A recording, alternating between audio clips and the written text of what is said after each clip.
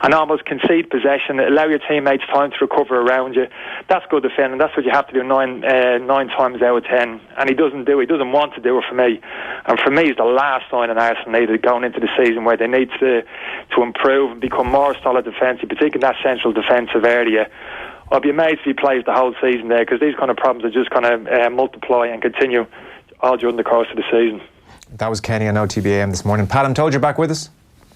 I am on a different computer because my computer's blown up again. So slightly unfortunately, that was going to be my the ace in my back card when you started to defend David Luiz, and now you haven't heard Kenny's point on David Luiz, unfortunately. But you can imagine the gist of what he's saying. I didn't hear any of it, but he was absolutely dreadful, would be pretty much up there. All the things that David Luiz does wrong, he did them wrong in that game. It was ridiculous. It was just him at his most impetuous, stupid, worst. I was talking to an Arsenal fan today, and I was saying to him, with a bit of luck, that's all the stupid stuff out of the way now. Because he'll do it now and again in a season. But that was just ridiculous. I mean, the tug. I mean, and then having the cheek to argue with the ref about it was ridiculous. And then getting too close to Salah was just childlike. It was so ridiculous. And, to see him doing that, he needs to get his manager back on top of him and make sure he gets his head screwed on again. We shall see. If he does that regularly, he won't be in the team, and he won't deserve to be in the team. Because, they're getting to... Look, the tug obviously was a very silly thing to do, and maybe on some level it was slightly instinctive, and it was brilliant, quick football, and he knew he was beaten, and he did it. But with the Salah thing, I mean, he totally beat himself. There was just no need to do it under the circumstances, the lack of cover he had. I mean, it's just a simple kind of basic thing there to make sure Salah knows that you have a 5-yard head start on him, and to sit back and Salah will take a touch and lay it off. And there's no trouble. And Dan and I were even saying in the news round, he didn't just half sell himself and then kind of turn as soon as he realised he'd made the mistake. He completely sold himself, so he's completely out of the game, almost because he didn't fancy running back. And the simplest thing, there are certain types of players you don't get too tight to. You just don't do it. I mean, Aguero, don't get too tight to him. He will roll you. And then the players that are like that. And with bells on it, that is Mo Salah. And certainly don't do it when you're out wide. And that's a panicked player. He's gone out too wide, and because he's wide, he's not comfortable out there and gets too close. Look, hey, I'm not giving any excuses or reasons for that. It was rotten. And it really cost his team very, very badly, because, the one thing that you look at Arsenal, you think, that attacking area looks okay. Midfield probably has to improve a bit. But if they get the back sorted, then they've got a chance to get in top 4. But if you defend like that, you've no chance. It was awful. It was horrible. And I give him no excuses, and that's not just because he's wearing red and white now. It was a really good game to watch, really enjoyable game, and right from the off, the dynamics of it were set. Arsenal had set up narrowly and surrendered the ball to Robertson and Alexander-Arnold out wide, and that was going to be the way they were going to do it. But there were glimmers of hope. Pepe in particular had a few moments, and Aubameyang was up top as well, and you're going to see how this whole thing was going to play out. Jurgen Klopp said he was a bit surprised Arsenal set up that way, and I suspect he sort of meant pleasantly surprised that they did surrender the wings to Robertson and Alexander-Arnold. What was your read on how Arsenal went about it, and I guess more to the point, why Emery decided to go for that tactic? I think a lot of teams do go for that tactic. I mean, you don't expect it necessarily from Arsenal. I mean, Arsenal have gone 3 at the back quite a lot last season, even under Emery. But a lot of teams, what they'll do is they'll get the back line in place, and then they'll get the midfield really tight in front of them and say, right, you can have the ball out wide and just get through us. But you'll have to be a hell of a good to get through us. Now, they won't do that against many teams. They might do that against Man City. They might do that against Liverpool. But I wouldn't suspect they would do it against many teams. But, I mean, that's been done before. I mean, famously, that's what Jose did for Real Madrid against Barcelona. He tried to make it, you have the ball out there all day long if you like. But you can only score from in the middle. But when they went, if you widen that at all and you get stretched at all, that's when players like Salah and, as I say, Aguero and a whole bunch of them, they will destroy you. And it takes a committed attitude, and it takes everybody to completely dogmatic about the way you're going to set up against it to do that. And I watched plenty of teams do it. I watched Sheffield United do it recently. I mean, teams can come up and do that in the Premier League. It's not that complicated. Everybody's head has to be in the right place. And don't get carried away and don't get dragged out. And that's what Luiz got dragged out for that third goal, didn't it? Gary Nevin made the point on Sky that He's watched Arsenal at Anfield before in recent times, and he's questioned how much interest there was on their behalf. He's also found them very naive. He said on Saturday, this is just about quality, you know, and he said as 3-1 defeats, and it was 3-0 at the time, so he was almost laughing as he said it. He said as 3-0 defeats go, this actually isn't so bad for Arsenal. I think most people just look at the league table already. I mean, Man City, Liverpool up the top there, and they're going to be like that. I don't think you gauge yourself against those two teams, even if you're Arsenal, even if you're Man United, even if you're Spurs, Chelsea, whatever. I don't think you gauge yourself with what happens necessarily against, you know, Liverpool and Manchester City, because you will do different things. You won't play your own game. You will be reactive. So, yeah, if you're judging them by you should be as good as them two, then you give them dog's abuse. But I don't actually think they are. I don't think many people think they are. And clearly, Unai Emery doesn't think they are either. That's why they adapted so much to that game instead of playing their own game. At the other end of the pitch, Adrian is injecting just a hint of jeopardy into Liverpool defending. There was a moment where Van Dijk was goal side and Adrian decided to kind of run out and get involved, and so that's just looming for them a little bit on the horizon. And I'm sure he'll be fine medium term and long term, is Van Dijk like 2% less magnificent and wonderful than he might have been last season? Well, somebody's actually got past him this season so far. Pepe's actually managed to beat him. Is he the first player that's beaten him in 50 games or something like that? Got past him. I was actually having a discussion today. I'll bring both of you in this to see what you think. There's a young lad, I know, he's an Arsenal fan, and he was saying, somebody actually beat Van Dijk. Someone actually got the ball and got round him. That's amazing. That's incredible. And there can't ever be another player like that. And I said, well, actually, I think I remember two that I used to play against, that if you got round them, you actually remembered you got by them. Any guesses, guys? Paul McGrath. McGravy won, maybe. Correct. By a million miles. I can remember doing him once, getting by him, scooping the ball, and Mickey Hazard scored a goal. And I didn't care about the goal. I just thought, I'd done Paul McGrath. I was so happy about it because it was so hard to beat him. I know to some degree Des Walker was a bit like that for a period of time as well. But McGrath was closest, I think, looking when he's at his very, very best, closest to Van Dijk and being almost unbeatable. So you're gauging him by a very high standard, aren't you? Yes. The odd little bit. His biggest fear, having watched Van Dijk all the way through his career, is boredom. You know, if it gets too easy for him, he sometimes gets a little bit bored and starts doing silly, fancy things. I don't think that's going to happen. I think he will be just his normal self. And he is adding those things to the game that I thought he would add. He's becoming much more dangerous in attacking. He's more dangerous at corners. And I'm just waiting for those free kicks to start raining in as well, because he's fantastic at them as well. I don't think it's time to worry about Van Dijk yet. Yeah. What about Pepe then? Yeah, funnily enough, I was at the game Arsenal up at Newcastle. Yeah. And he only came on at the end, and it completely changed the way that Arsenal looked. But having, you know, a three-pronged attack, if you've got, you know, Aubameyang, Lacazette, Pepe all running at you, which will happen at various times this season to various teams, that's frightening. That's really frightening, because each one of them can destroy you. Pepe, without a doubt, is probably up in that class as well, I would say. So if he's up in the class of Aubameyang and he adds goals to it as well, and his pace is ridiculous, so put all the things on top. The thing that I've not seen as much yet, which I kind of expect Arsenal fans will start enjoying, when some teams come out against them and you get that David Luiz ball over the top, it doesn't even need to be pinpoint anymore, because there's three of them now. Any one of those three can run onto it, and if there's any space beyond defences, those balls will destroy them, with Pepe being as good as the rest of him. But it's, you know, he's had a good, lively looking start, but I've no doubt he'll get much, much better. He looks the real deal. Yeah, I kind of wonder, Pat, do you think that Emery will use the three of them together often? I mean, I think he did it for 25 minutes towards the end of the previous week, and there was some talk he might do it on Saturday, and obviously he didn't. But I guess the question is, do they have the midfield quality or the stability behind to play that front three? Do you think that is the way he will go more often than not?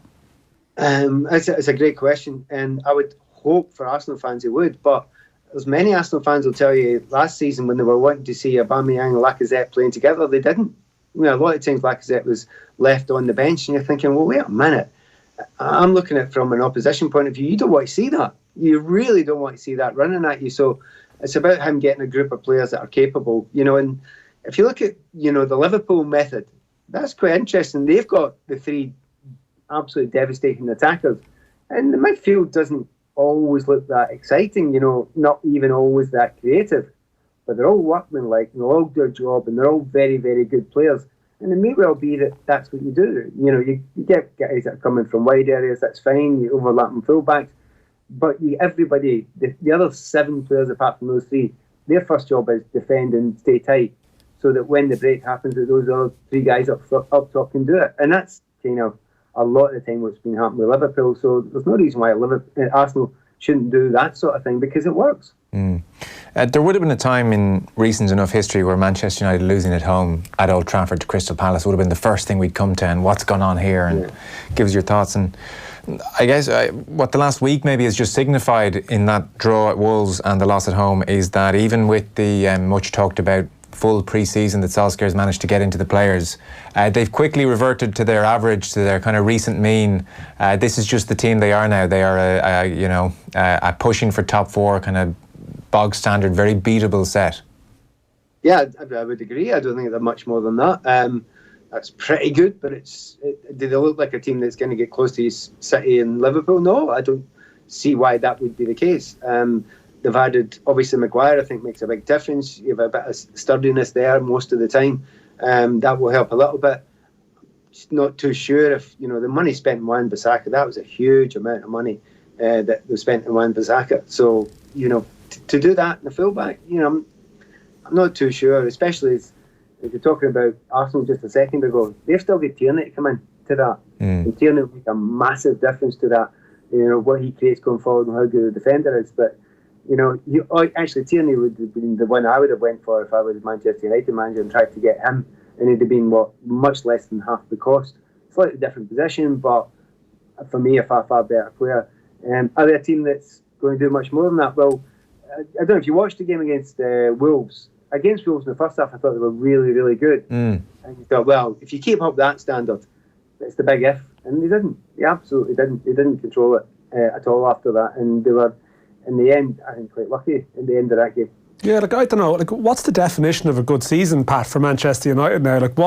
What's an acceptable return from this season? Because I think most people recognise that they're a bit off the top 2. But what's good now? What is a good year? Well, it's the same as everybody. It's just top 4. That's all you're aiming for. You're nothing more than that. You're looking at Spurs. You're looking at. I daren't say Chelsea yet, because it shouldn't be Chelsea. But Manchester United, it should be. They've had that time. They've brought in the players they wanted to. Kind of a wee bit disappointed. I thought Martial would have done a wee bit more against Palace, because a lot of time for him. But it's don't get too carried away with it. Yeah, if they're up fighting and close to the top 4 at the end of the season and getting Champions League football back at Old Trafford, I think that will be a kind of success for them. I mean, a half-decent cup team, but even then, would I be putting money on them winning a cup before, City or Liverpool? No, I wouldn't be doing that either. So it's not an abuse of Manchester United, because I think plenty of Man United fans out there will feel exactly the same. Bog standard's harsh, but they're not at the top of the tree yet. They're nowhere near. Bog standard by Manchester United standards, maybe. Yes. What was so striking, I was saying to Dan that I was watching the Arsenal-Liverpool game, and then Sky do a match of the day highlights, like a condensed, the full match into an hour. And it really was like flicking in, like someone had just turned down the speed by a couple of notches. And the other thing which jumps out, especially when you compare games like that back to back, rotation, I suppose, is the modern day word for it. But you have that front 3, Liverpool in particular, zipping around in, popping up in different areas, and just people moving around.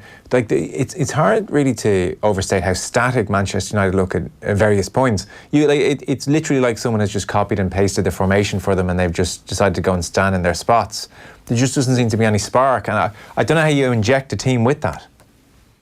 Some clubs are just like that, and you'd have to ask Solskjaer about it, because you've got players up front. I mean, Rashford's perfectly comfortable right attack, left attack, centre attack. Martial, exactly the same. So you should have that adaptability within that group. But clearly it's not good enough to be able to do that. Or maybe he wants a little bit more static. He wants everybody to know where each other is.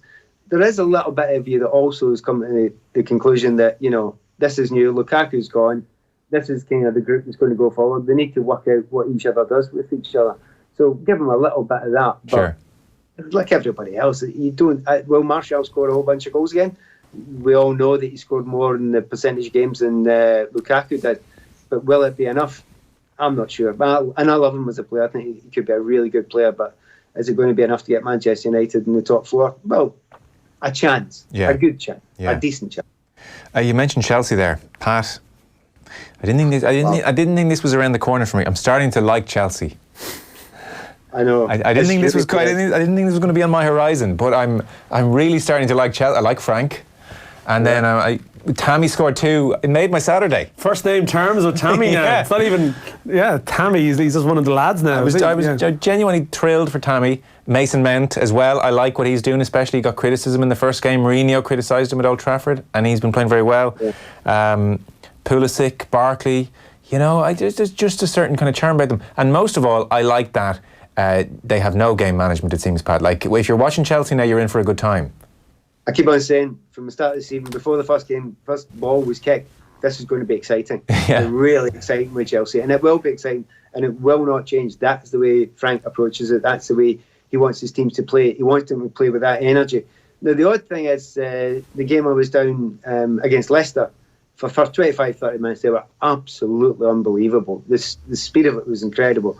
And I kept on asking the question, how long can you keep this up? Actually, the answer was 35 minutes. But that was early on in the season.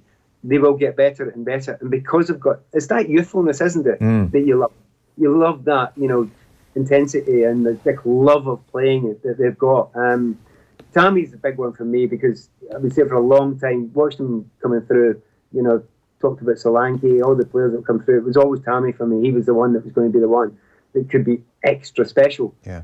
But there's a bit here of looking at it now, and Pulisic, I've got a lot of time for. He's a lovely player to watch, and he will improve. He oddly enough, even though he cost was at £58 million pounds, he's underestimated by people, and he shouldn't be. He's going, I still don't think people have seen his startling pace as much as when they start seeing that, they're going to be stunned by that as well. He's a very, very intelligent player, and he also does some stunning tricks. So the thing that a lot of Chelsea fans are beginning to see now, at some point in this season, you're going to see a front line. Let's get Mason Mount left, Tammy up front, Hudson-Odoi on the right, and probably Ruben Loftus-Cheek coming from behind. And whereas if you stuck that on, the Chelsea team last season, it would be for a meaningless kind of Carabao Cup game that they didn't really care about. You stick that team out now, and you're thinking, "Whoa, wait a minute! It could be really, really good and really exciting." It is right. I have to say, I'm trying really hard not to get carried away. Like yourself, we're enjoying it. Remember, they are young, and there will be ups and downs, but it's a joy to watch just now. And Mount's a lovely player to watch. By the way, I don't know if you watched much of the Norwich play just now. The lad Cantwell, is it? Have you seen him? Not much. Yeah. He's a bit special as well. He won't be a Norwich for long. Willing, okay. But yeah, great for Chelsea. Really exciting times. Well, maybe they should just slap a transfer ban on every club for a while and force them to go into their youth ranks and maybe take a chance on players who they might not feel are quite ready, or players who will get nowhere near it if money could be spent. Because there's a bit of a journey about the whole thing. There's a certain charm about it. There's it's a bit more organic and real as opposed to parachuting in, like Higuain. Do you know what I mean? That would sap my soul, Higuain being signed to replace Tammy because they know he'll get them 18 goals a season. That's not... I've no interest in that in many respects. Whereas watching Tammy... I feel like you're growing closer to Tammy even just in your language here. He's on first name terms. And he has no idea. But I'm invested in Tammy. Do you know that way? And I think fans, and as you said, they give it a bit of leeway. They understand what's going on here. It could be a really nice thing. Yeah. Somebody wrote in the newspaper yesterday morning, Chelsea fans feel as if they've got a club back. And you know exactly what you mean by that. And the Chelsea fans, they are hyper about it. They actually, this is the oddest thing, Chelsea win trophy after trophy, year after year after year. And you know what? They don't win anything this year, they don't care. Because they've got what they feel is something that really belongs to them. So they're invested in it as much as anybody else. They're backing the player. The Tammy thing, because it's a brilliant story for a multitude of reasons, waiting for him to come through all this time. The fact that he missed that penalty against Liverpool in the Super Cup, there was some racially vile comments online, some keyboard warriors The club were right down on them pretty quick as well, and so were the fans as well. And the fact that the fans were straight on behind him, and Frank stuck right by him as well. So all of that, it seems like a story that's just started. It's not. It's a story some of us have been desperate to see coming through for quite a long time. I have to say it's coming a lot quicker than I thought. And with Tammy, I think the simple thing is, when you look what Higuain scored last season, you look what maybe Batshuayi would score, what Giroud would score. Do you think, given the opportunities, Tammy Abraham would score less goals than them? No, he wouldn't. He would score as many of them. So why not give him a chance? Like that excitement you've had about Tammy over the last couple of years, Pat. Like, I know he's had 3 loan spells, and I know he was sensationally good at Aston Villa. But has he evolved as a player over that time compared to maybe the expectations that there were when he was a kid initially at Chelsea? I mean, have you seen him grow over that time, or is there still a lot more to come? Do you know, you're saying grow when you mean as a player, and as an individual, and his charisma and having the big number 9 on his back. Do you know what? It's something simpler than that. It's physical growth. He actually was just a little bit too wiry. The frame hadn't filled out. And it happens now and again with players. They just suddenly, something happens. And they, it's more than just the actual physical filling out. They believe in their physique as well. And Tammy's getting close to that. And he's going to get bigger and bigger and stronger. And he's going to believe in that strength. It's a bit like, talking about that, loving watching these players come through. And, it's a transfer ban that causes it. But remember what happened to Rashford? Same sort of thing, wasn't it? He only got a chance because of a whole bunch of injuries. Yeah. I mean, you had to put him in. So what it is, if you're a young player, you've got to be ready. That's what it is. It's just you've got to be ready when the opportunity comes. What's nice about Chelsea is, for the first time in forever, they've got A, a manager, and B, a club that's saying, we don't mind. It's okay. We'll give you time. And it's amazing to see, because you couldn't see this before, because it was all about winning. I get a feeling Roman Abramovich is saying, right, we've won plenty. I want to get entertained as well now. He's been saying that for quite a few years.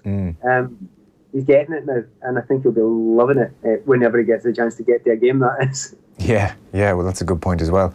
Pat, we're just out of time, unfortunately. I did want to ask you about Spurs, but we'll do that next week, potentially, and see how they get on at the weekend. Yeah, if Eriksen's still there, that's the big thing. Oh, yeah. Well, that's true, yeah. Thanks a million. We'll see you next week. See you then. Cheers. Right. Pat Nevin there. Off the Ball on News Talk. Beds, and still more beds at Bargaintown's Bed Sale. Now on all branches. That's Bargaintown, first in Dublin for beds. Don't miss today's newspaper or Facebook for our fantastic specials. Bruce Betting, one of Ireland's leading bookmakers. With best odds guaranteed on UK and Irish horse racing, Bruce Betting has you covered. And with the Bruce Betting app, we're always giving you more. T's and C's apply. Bruce Betting, in-store, online, and now on your phone. Over 18s, please gamble responsibly. See dunlewy.net. At CCT College Dublin, choose from full-time or part-time courses in areas such as data science, networking, cybersecurity, data analytics, programming, software development, DevOps, project management, computerized accounts, and more, including courses funded through Springboard Plus. CCT College Dublin on Westmoreland Street. Our dedication, your journey. A notice from Banking and Payments Federation Ireland. A new EU law called PSD2 comes into force on the 14th of September. PSD2 will make online banking services more secure and help reduce fraud. As a result, you may have to provide some additional information or take an extra security step when using online or mobile banking. This is known as strong customer authentication. Your bank will be in touch to explain the changes in more detail. Please take the time to read this information